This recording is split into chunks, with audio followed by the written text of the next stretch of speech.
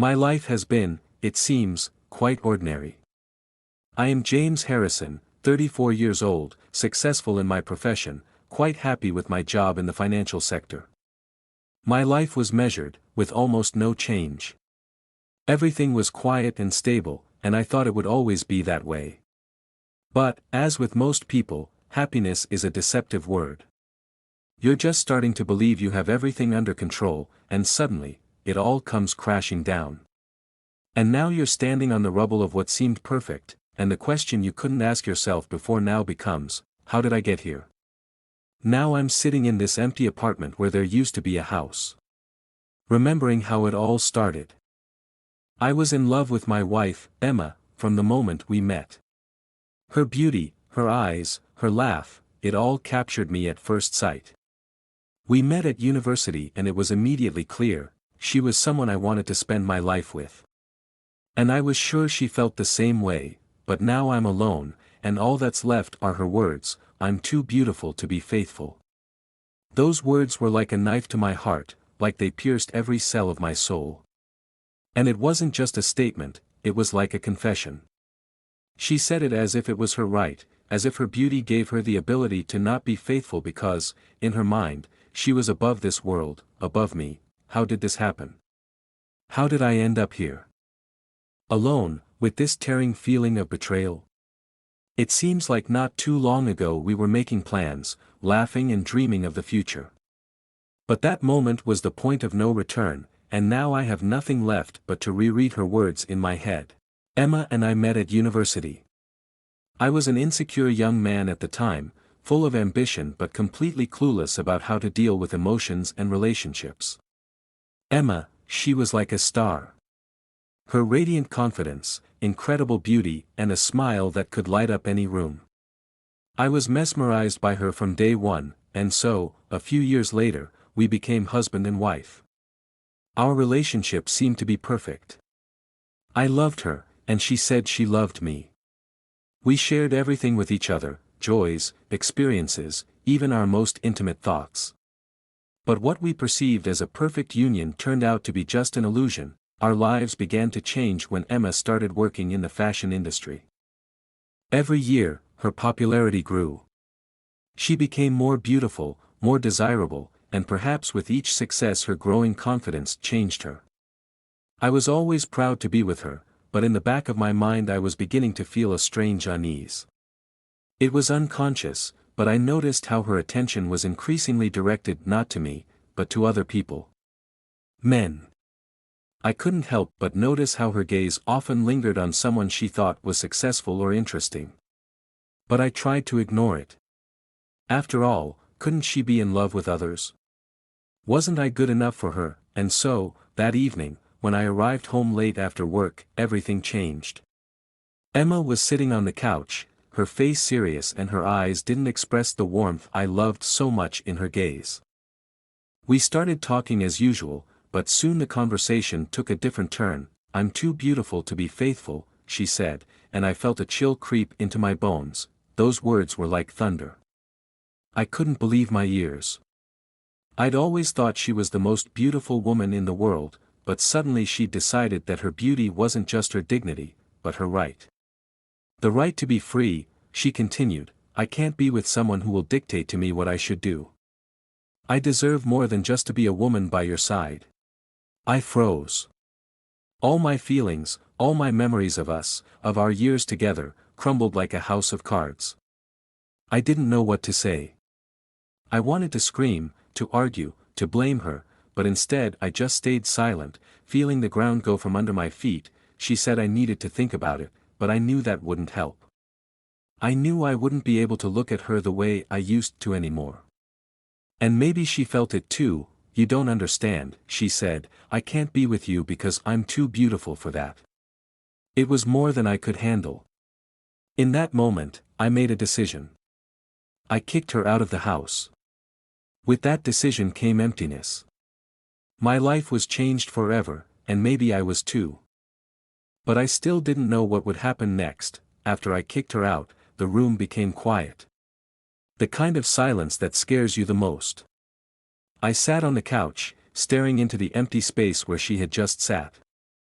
That evening seemed to be just a continuation of a normal day, but now everything was different.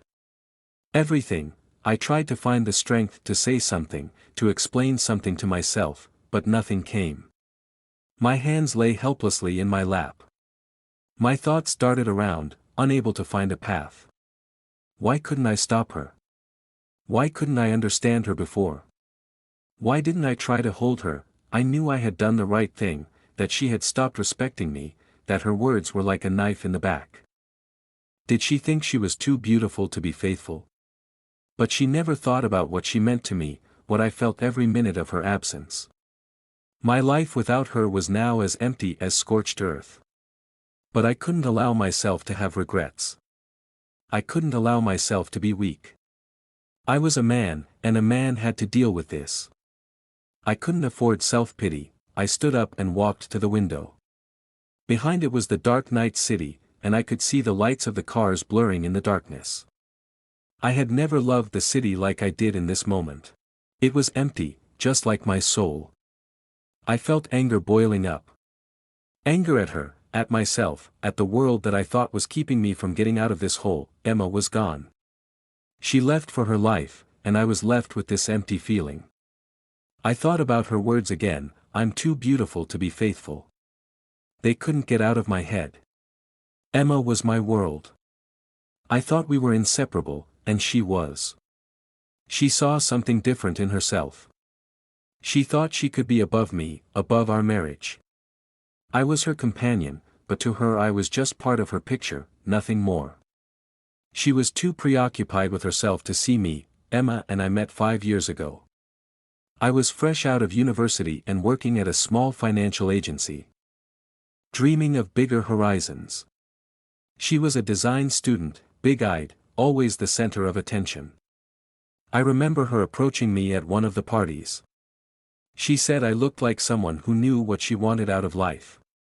I laughed because I didn't know what I wanted myself. But in that moment it was clear to me that I wanted her. Everything about her was attractive, her confidence, her undeniable beauty, her style. We started dating. It was simple: walks in parks, dinners in small cafes, conversations about the future. Emma was extraordinary, and I felt around her like a man worthy of being with her. She was my woman and I was her man. That's how it felt to me. She said she loved me. And I believed it. I believed it until it was too late. Every year she became more and more famous. Her career as a model, as a designer, was blossoming, and I guess it made sense. But with every success she had, I could feel her attention starting to drift away from me. I tried not to notice it. I tried to be there for her, to support her, to rejoice in her accomplishments. I thought she was still mine, that we were still us. But in the back of my mind, I felt that our bond was growing weaker, that her eyes were now directed more towards other things. Other men. I come back to the present, and my hand grips the edge of the table until I feel the pain in my fingers. A pain that distracts me from my thoughts. I was always so fixated on her looks, on her success, on the fact that she could get the attention of anyone who saw her. I was insecure about myself. All this time I had built our marriage based on her beauty, on her attraction, forgetting about myself. Every day I could feel her drifting away. She laughed at parties with men who made no secret of their admiration for her, and I sat in the corner as always, tuning into her needs. It was all a mistake. She changed.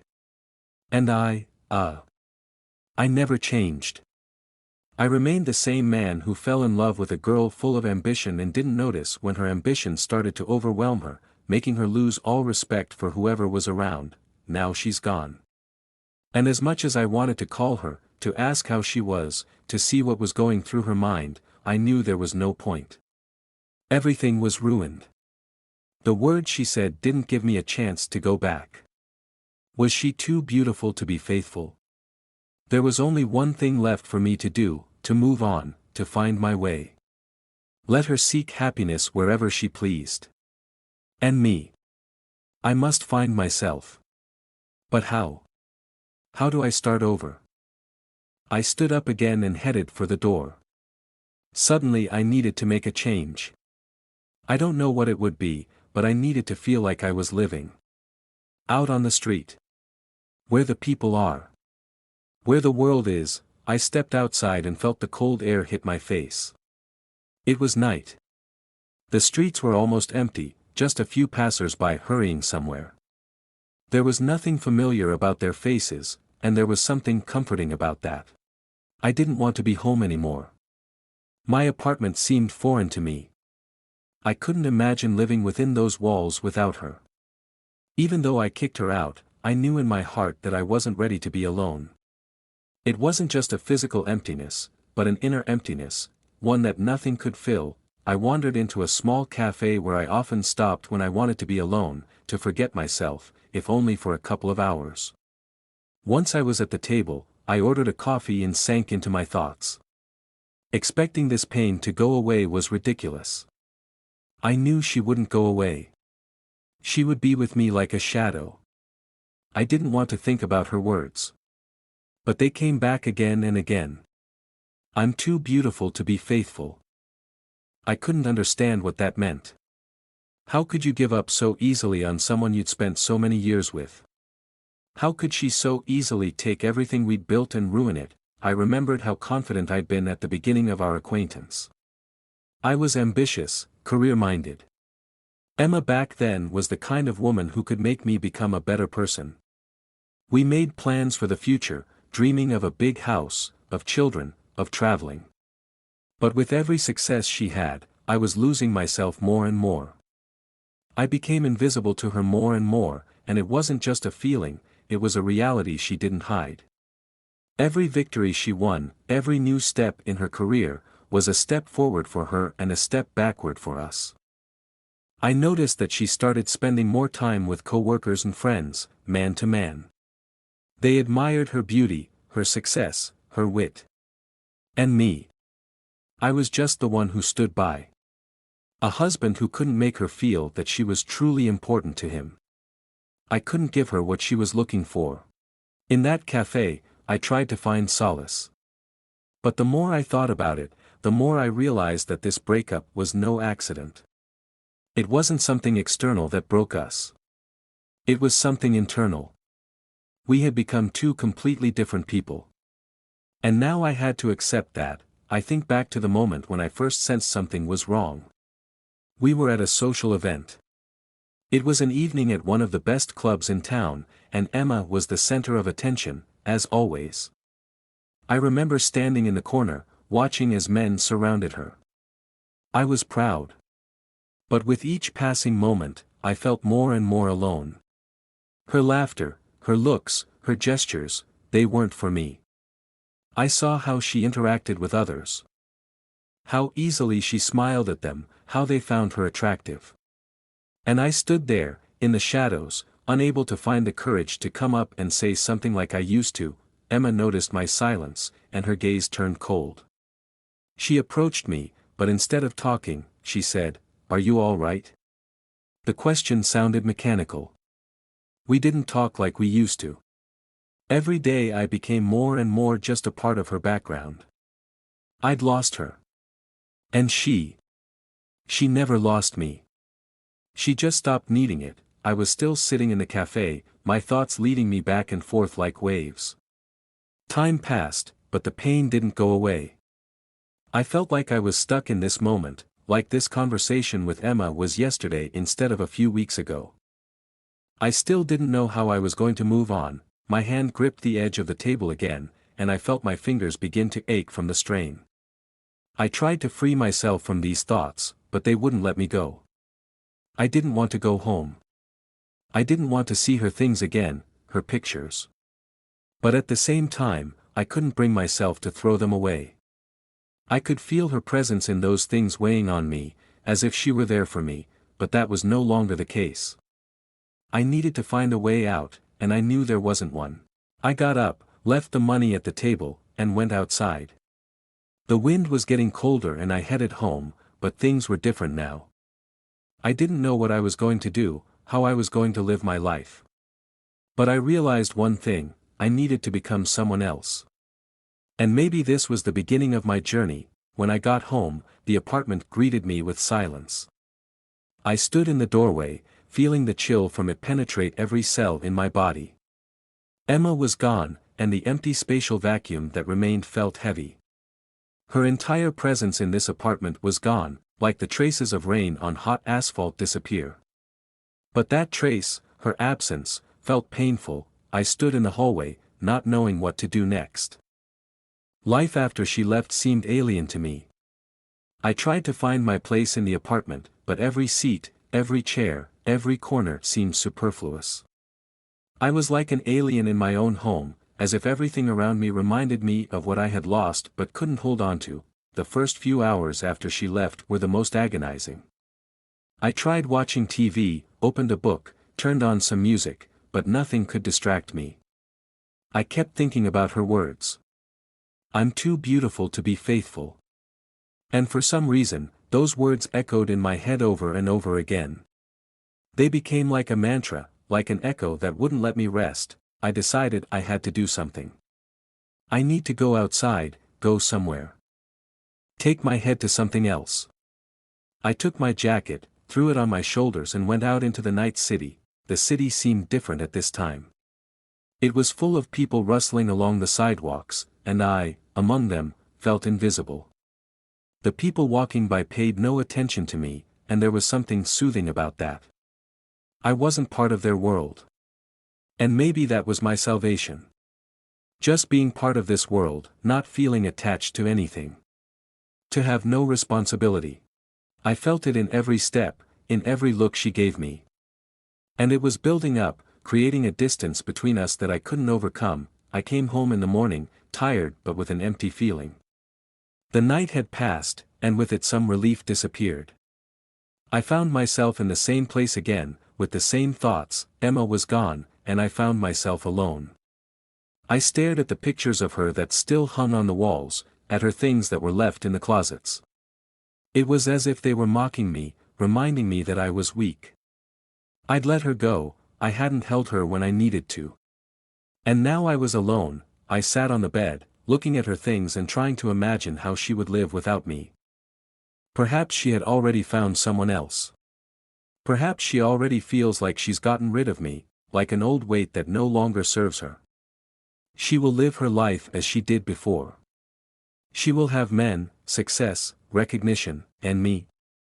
I was left in this empty apartment, a void I didn't know how to fill. I was at a crossroads. I didn't know what to do. I had to accept it. Accept that my life would be different now. But how to do that? How do I let it go? Every hour, every day, I had to convince myself more and more that I could live without her. But the truth was, I didn't know if I could. I was broken, and this broken version of me was now becoming a reality. The days began to merge into one continuous mass. They no longer made sense.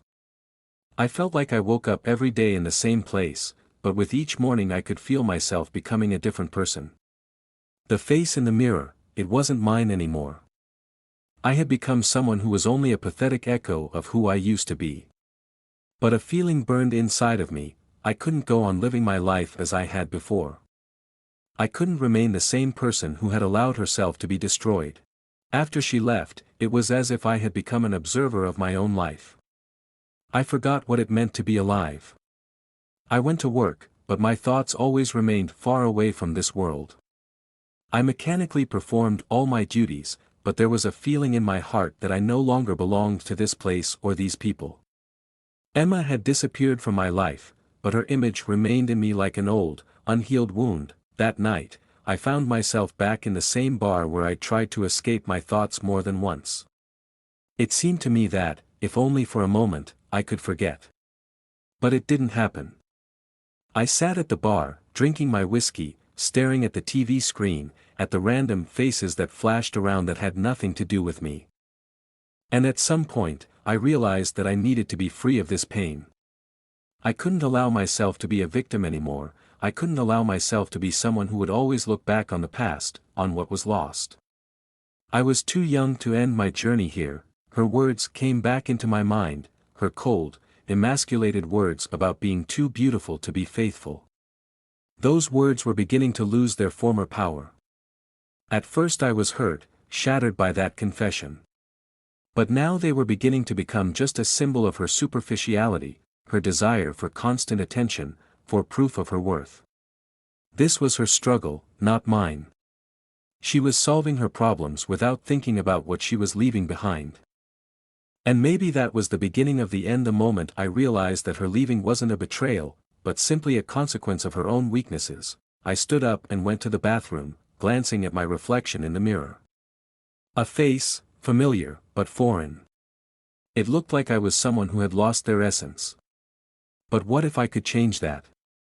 What if I could become someone else, someone better, someone who doesn't depend on who's around, who doesn't look for meaning in people who don't see it in you?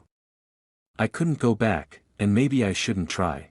I walked back to the table and paid. That was the moment when I realized that from this day forward, I would not look for excuses. I would not regret what had happened. Everything I had experienced was a part of me, but it shouldn't determine my future. I stepped outside, and the cold air felt like it was piercing through me. It was harsh, but I loved the feeling. I could feel alive again, that I could breathe, that I could move forward.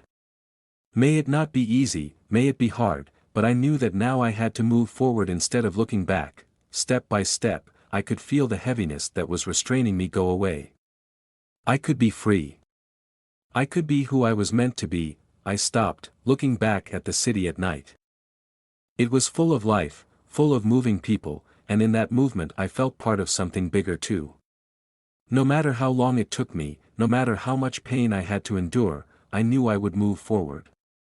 I couldn't allow myself to be broken. Emma was gone and I had lost her, but that loss wasn't the end, it was the beginning of something new. She was an important part of my past, but now I needed to free myself from that part and step into the future. And in that future, it was up to me to decide who I wanted to be.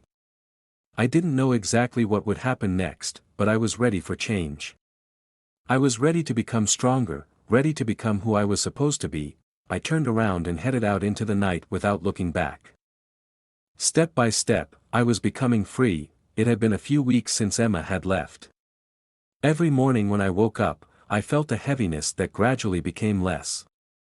It wasn't lightness, no, it was a process of letting go, unbearably slow and painful. But I no longer felt destroyed. Instead, I began to feel that I could control something, that I could make choices. I began to make decisions that had previously seemed impossible to me. Work was a relief. I was immersed in it more and more often, because in the office I was just a part of a machine that moved independently of what was going on in my personal life. For a while it saved me.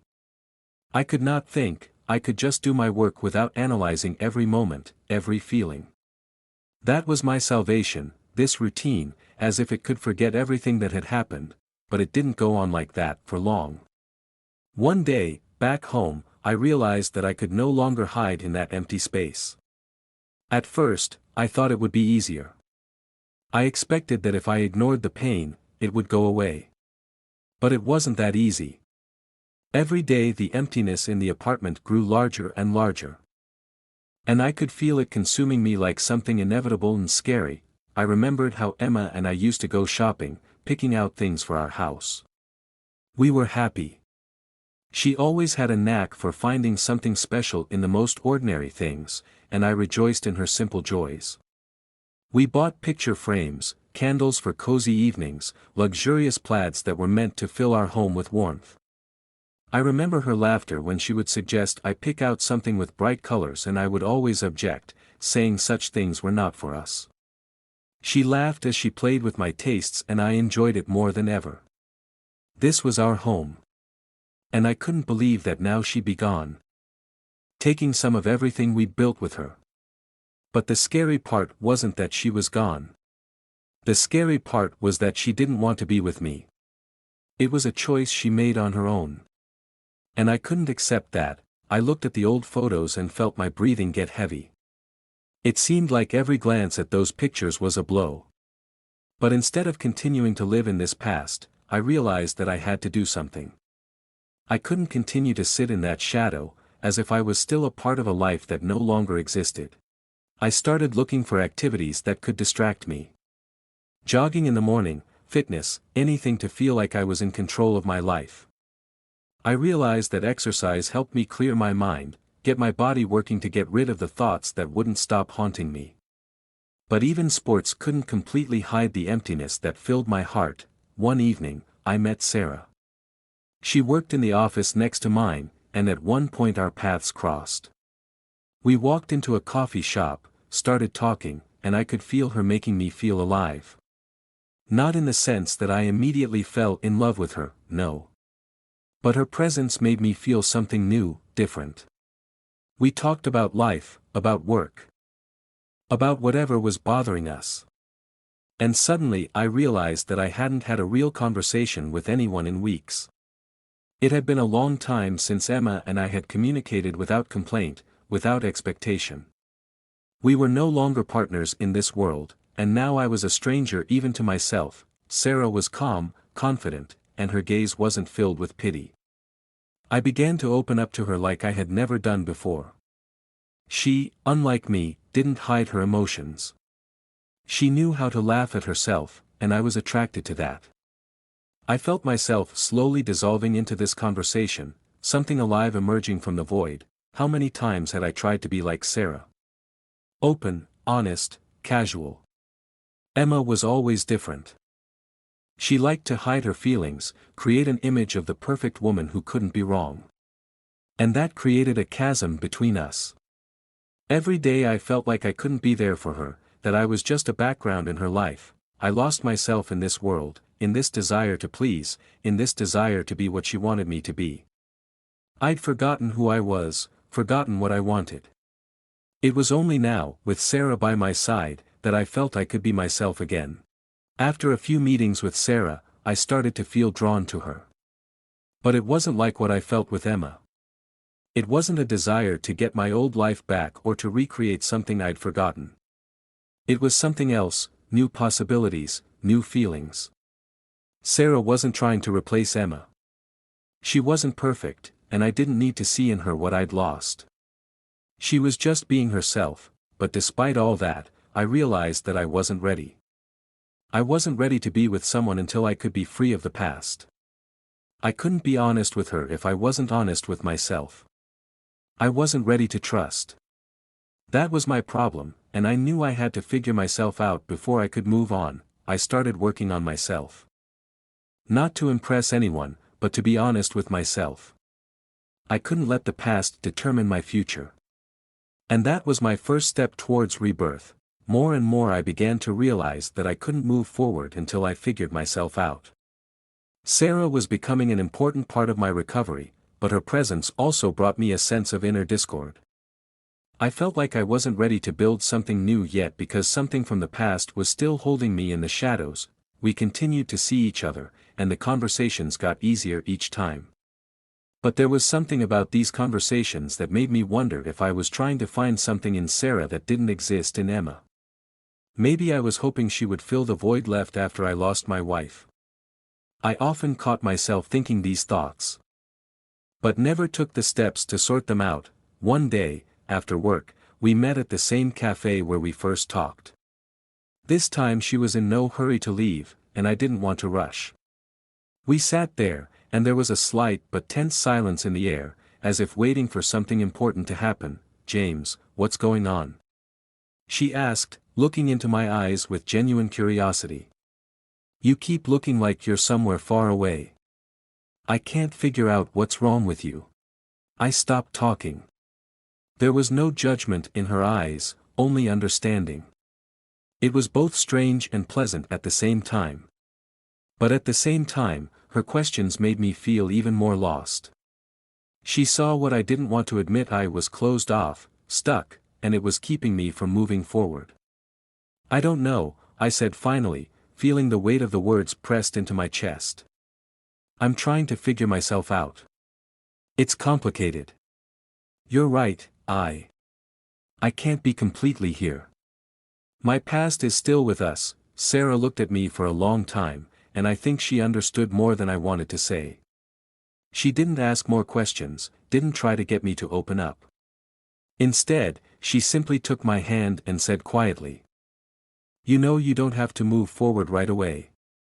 I'm here, and I'm willing to be there for you, but you need to figure out for yourself what you want." I felt her words penetrate me like a silent wave that washed away the accumulated stone inside.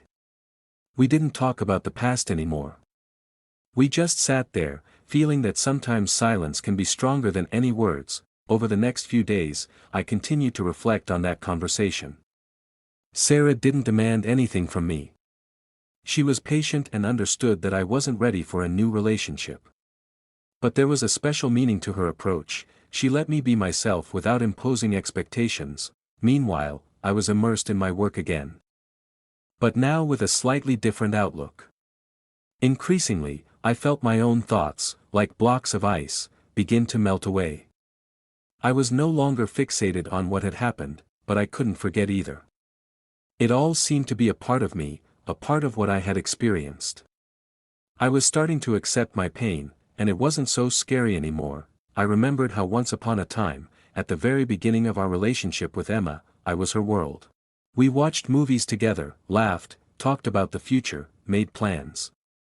And I felt like it would always be like that. I believed I could be everything to her. But as time went on, I began to realize that I couldn't be everything to her. She was looking for something more, and maybe she was looking for it in other people, in other places, not in our lives, not in our relationship. I became invisible to her, and the more I tried to become important, the more she retreated into her world, where there was no room for me. All this filled me with a sense of hopelessness. I was afraid that it would be the same with other people, that I would be on the sidelines again, left behind, not needed. But then I realized that wasn't true. It wasn't my fault that my relationship with Emma didn't work out. We were different, and that was okay. We were only there for each other for a moment, and now our paths were diverging. It was hard to admit, but important. One of those nights as I sat on the balcony smoking, I suddenly realized that I shouldn't blame myself for what happened. It wasn't my fault that Emma made her choices. She had gone her own way, and it was part of her life too. I couldn't change her decision, just like I can't change the past. I realized that my strength lay in moving forward, building my life. And I began to let go of her image, gradually allowing myself to be free of what was happening. Sarah was part of my new beginning, but I still wasn't ready to enter into a new relationship. It wasn't about what she could give me. It was about what I myself had to learn to trust and open up again.